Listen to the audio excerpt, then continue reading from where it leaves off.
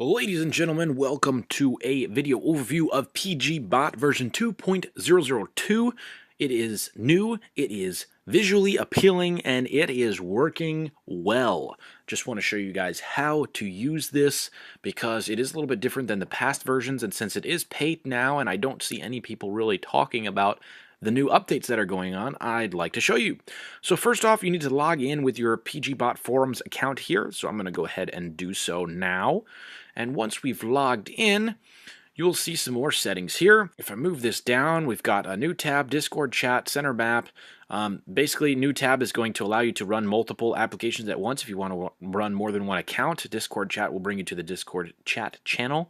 Center map will bring you to the point on the map where you are actually at this time. If you, for some reason, lost where your marker was, which we'll show in a second. Logging in here, you want to log in with a Google account or a Pokemon Trainer account. If you want it, whichever one you have, go ahead and do so there. Proxies, if you want to use them, don't need those necessarily. Your starting longitude and latitude you can add in right here. This will help you to start off where you want to right off the bat. I'm going to go grab those right now. Okay, so I just dropped in our latitude and longitude of Pier 39 in California just because we're going to use that quickly. You have your boss land keys, your capture keys, not needed so far on this. If you do want your 2 capture key or boss land keys, if you do have them, throw them in here now. I would say if you're running more than one tab at a time, you probably are going to need these along with proxies. But again, for one account, you should be okay. Hotspots you can add if you want to just get your latitude and longitude without looking things up. Down at the bottom, you've got your log and your settings if things have been running already and you logged out, but we don't have any information there because we haven't logged in yet. So you're going to hit login. If you're logging in with the Google account, you're going to need to click on the link, and once you've grabbed your key, you're going to paste it in here. Follow the on-screen instructions, log in with the Google account that's tied with the account you're trying to log in with, authorize it, click OK, and this is just allowing the app to use and function on your account, to have permission to open up your account within the program here. Alright, so we have logged in at Pier 39 as you can tell, and things look a little bit different. Let's go full screen on it for you. Things do look a little bit different here. You got Pokestops, you got gyms, which is this blue thing here. There's also should be some red and yellow gyms here. There's another blue gym there. Let's see if we can zoom out some more. Zoom back in. Blue gyms everywhere for now, I guess. So we've got blue gyms, and we've got our point is in here somewhere. There we go. That's us. That's your little marker is what is you from now on. You got the Pokemon all around you, so there's a ton of them all over the place. And what we're going to do here, we have our Lucky Egg timer, our Incense timer, and our candies for our buddy, which right now happens to be a Lapras. Over here, this will change as you run the bot. It will show you the current action being performed. So I'll show you as we go along here about how we go ahead and do all this. Again, you got progress, all this stuff going on. You've got your loot, your disposed, your caught, your fled, your transferred, your evolved, your hatched, and your eggs. All of these things are great, really visual. I'll show you as we continue on here what exactly is going on with that and what has changed. But what you want to do here, all these are pretty self-explanatory. If you do have the basic version, you don't have auto snipe, breaks, or gym battles included. So if you do want tutorials on how to use all those or how those all work, let me know. I'll enable those and we'll show you guys how that all works.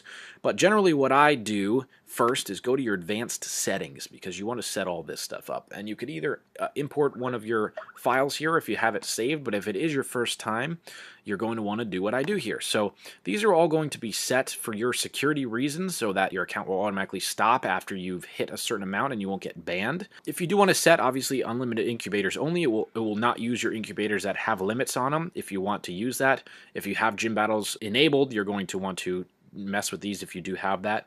And legacy walking, I don't actually know what that does just yet, but I have not checked it, so I've always left it off.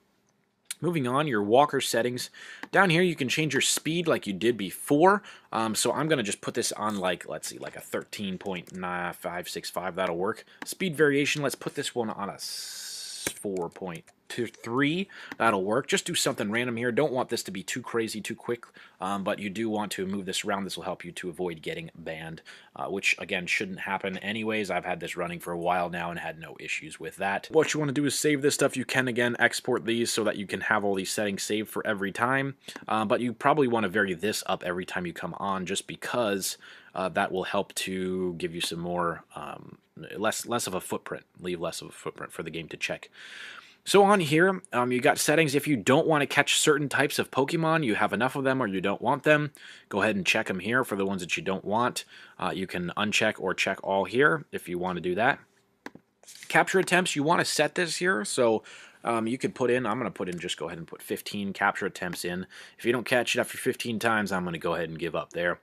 Use raspberry, I'm going to say raspberry above maybe like, well, you know what, yeah, let's do 500 was 500 CP, and best ball above 500 CP. You can change both of those right here. Again, save and all that stuff.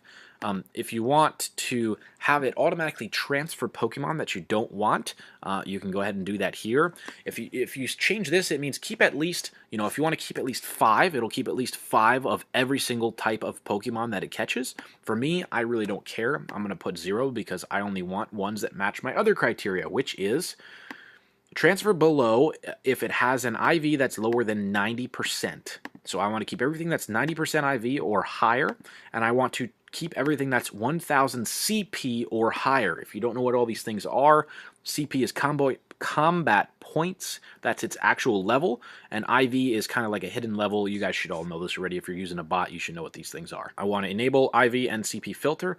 If you want to transfer favorites, yes or no. I don't have any favorites set, but you can change this so that it will avoid or ignore favorites, stuff like that. Things if you don't want them to be included in here. Again, if you have certain Pokemon that you don't want to transfer, you want to load up on a certain kind for some reason, for Evos or whatever, like maybe Pidgeys or something, you can check them in here and it'll save them all for you. But again, you're good with that. Evolving, if you want them to evolve, go ahead and, you know, got your settings here. Don't evolve. It's all kind of the same thing all the way across here. Evolve your favorites. Don't evolve your favorites. If it's unchecked, use lucky eggs if you want it to automatically do that for you. I'm not going to do that.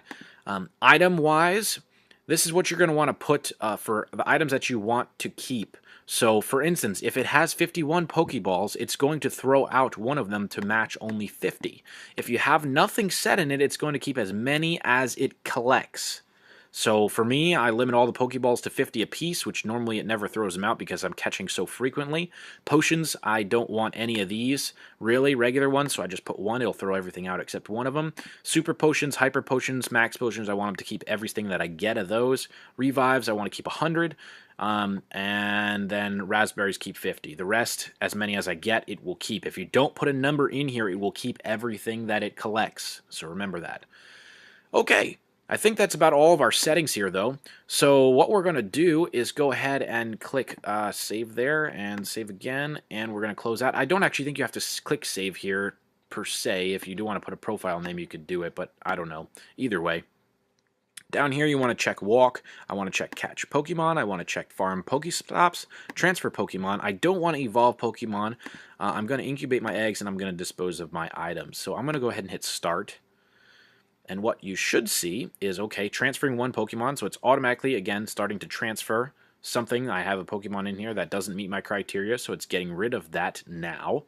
And as it refreshes, it should show the path. It's catching 8 Pokemon, so it's going to go through and catch every single one of these Pokemon here. And once that's done, it'll draw a green path on here, and you'll see exactly where it's running around at. And we can actually see the progress as it's coming across here. Where is the log? There we go. Okay, so log. You can check the log like you would be in the past if you wanted to watch exactly what's happening here, if it's catching, things like that. You can also check over here the Pokemon that it has caught along the way so far. So we've just caught a Rattata, an Eevee, a Psyduck, and a Tentacool. It's got the IV levels, the CP levels, and the candy, how many of each candies for that particular type of Pokemon that you do have, the timing. If any fled, the ones that have been transferred, so it's showing who it transferred. So far, it's only got rid of one of my Rattatas here. Evolved, hatched, eggs, all that stuff. Disposed of, or loot that you've collected, which we don't have any just yet, but I'm going to let this keep rolling. We're catching more Magikarps, Psyducks, Tentacools. All right, everything's getting collected. And there we go. The green path just loaded here, so we're going to keep walking. It's spinning 2 Pokestops. You can see what's going on. I think you guys get the gist here. This thing is awesome. Super cool. That's pretty much the breakdown. Again, this will show you all your stats over time, all that stuff. We caught 8 Pokemon just now already. We collected 6 items. We can see exactly what we collected over here. 5 regular Pokeballs, 1 potion. It'll show what we disposed of, if anything. I don't think it threw anything out yet, but we're catching more Pokemon over here. We just caught a Tentacool and something else, I believe, down at the bottom, Magikarp. All right. So that's pretty much the gist of how this works. I know I went through fairly quickly, but really it's pretty simple and straightforward and very visually appealing now. I mean, you can check everything again. It stops and catches all 5 Pokemon right there. I think the legacy walking might have to do with that. I think it might continue to walk as it's catching Pokemon, but I'm not 100% sure. Thanks for watching. Hope that helped you guys understand how this goes. Let me know if you got any more questions, and I'll catch you next time.